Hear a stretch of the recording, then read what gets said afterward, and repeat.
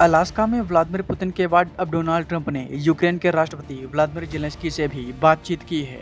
दोनों नेताओं के बीच बैठक करीब 45 मिनट तक चली। इस बैठक में क्या हुआ और ट्रंप ने बैठक के दौरान पुतिन और जो बाइडेन को लेकर क्या कहा और $100 बिलियन की हथियार डील का क्या मामला है, चलिए आपको सब कुछ विस्तार में बताते हैं। वीडियो शुरू करने से पहले आपको बता दें कि फेक न्यूज़ के ज़माने में सतर्क रहिए और सही और सटीक खबरों को देखने के लिए आप अपने फ़ोन में दैनिक जागरण ऐप को इंस्टॉल कीजिए। यहाँ आपको सही और सटीक खबरें मिलेंगी। इसके साथ ही आप दैनिक जागरण के इस पेज को भी लाइक और सब्सक्राइब करें। चलिए वापस अपने टॉपिक पर आते हैं। 3.5 वर्ष से जारी रूस और यूक्रेन युद्ध की समाप्ति के लिए पहल सोमवार को एक कदम और आगे बढ़ी।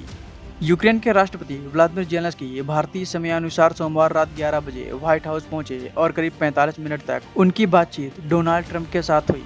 वार्ता में जेलेंस्की ने यूक्रेन में शांति की इच्छा जताई और इसके लिए रूसी राष्ट्रपति व्लादिमीर पुतिन से सीधे वार्ता को जरूरी बताया। ट्रंप ने कहा कि पुतिन भी युद्ध नहीं चाहते, इसलिए यूक्रेन में युद्ध खत्म होने की बेहतर संभावना है। सब ठीक रहा तो त्रिपक्षीय बैठक यानी पुतिन, ट्रंप और जेलेंस्की की वार्ता जल्द होगी। उन्होंने युद्ध के लिए सीधे तौर पर अपने पूर्ववर्ती राष्ट्रपति जो बाइडेन को भी जिम्मेदार बताया और कहा कि वह भ्रष्ट थे। ओवल ऑफिस में जिस समय ट्रंप और जेलेंस्की की वार्ता चल रही थी, उस समय एक अन्य कक्ष में यूरोप के सभी बड़े नेता यूक्रेन के समर्थन में मौजूद थे। अमेरिकी राष्ट्रपति डोनाल्ड ट्रंप ने मध्य रात्रि के बाद इन सभी नेताओं के साथ भी वार्ता की।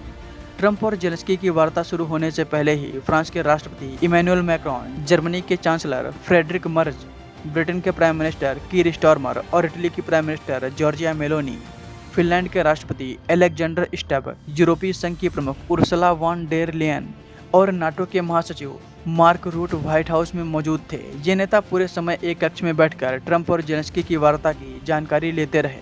वार्ता में डोनाल्ड ट्रंप ने इन नेताओं को यूरोप के प्रस्ताव के अनुरूप यूक्रेन की सुरक्षा गारंटी देने का आश्वासन दिया।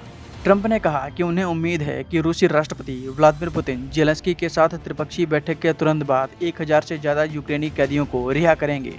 बीती 28 फरवरी को ओवल हाउस में हुई ट्रंप और जेलेंस्की की बहस और तड़का भड़की वाली बैठक के उलट इस बार सब कुछ सामान्य रहा। दोनों नेता वार्ता के दौरान कई बार मुस्कुराए और हंसे। बैठक के बाद जेलेंस्की ने कहा कि ट्रंप के साथ उनकी बहुत अच्छी बातचीत हुई। उन्होंने कहा कि रूस को रोका जाना चाहिए और इसके लिए उन्हें अमेरिका और यूरोपीय देशों की जरूरत है। एक रिपोर्ट के मुताबिक यूक्रेन ने अमेरिका से $100 बिलियन के हथियार खरीदने की डील पर भी सहमति जता दी है। ये हथियार अमेरिका यूक्रेन को सप्लाई करेगा।